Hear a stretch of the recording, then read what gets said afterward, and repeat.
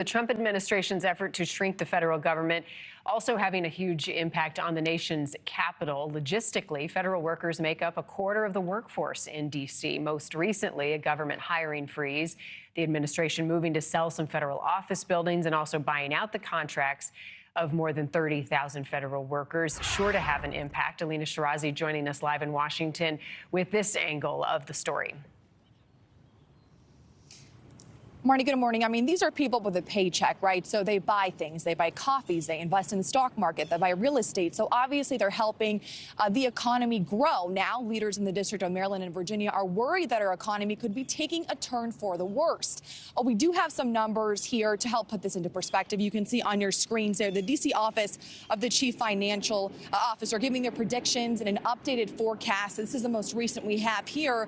They're saying a 21% drop is what we could see in federal employment. That would cut 40,000 local jobs and lead to less income and housing demand, less spending, declining property values, and over $1 billion in lost revenue by 2029. We actually spoke with the man behind these numbers, Glenn Lee, the chief financial officer for D.C. He tells NewsNation their new estimates show a significant financial impact on these planned cuts. It's the Congress and the president decide federal policy. There's no doubt about that. But the range of issues that they're evaluating right now are very large and could have very large impact on the district. Therefore, I've never seen in my career this amount of uncertainty around a revenue forecast as we have today. That uncertainty there is a key word. You know, this is something he says will impact the D.C. budget proposal process, something that Mayor Muriel Bowser will need to factor in to her decision making when crafting their plan. The unfortunate reality is that small businesses will be impacted.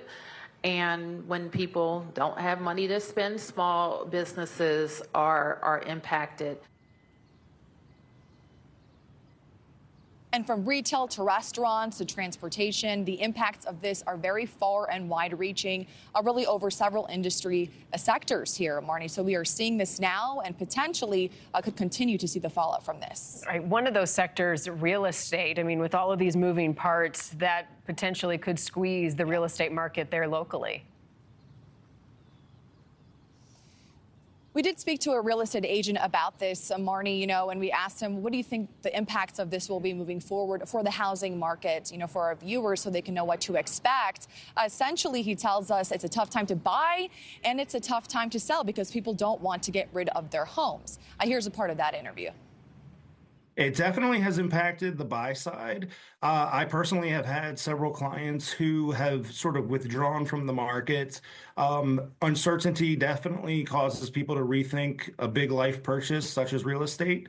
And as a result, we've noticed a lot of buyers are kind of putting their home search on hold. We haven't really seen sellers jump into the market just yet. I think it's going to take several months for those sellers to kind of rethink things and for those properties to potentially hit the market. And President Trump isn't the first president to do this. Looking back, we actually saw President Clinton shrink the federal workforce by 300,000 people. So you can really just compare that to the largest layoff, decades ago to see what happened then during Clinton's administration and what we could see potentially happen now moving forward, Marni. Yeah, some of the ripple effects. All right, Alina, thank you. Thank you for watching. Go to newsnationnow.com to find NewsNation on your television provider. And don't forget to click the red subscribe button below to get more of NewsNation's fact-driven, unbiased coverage.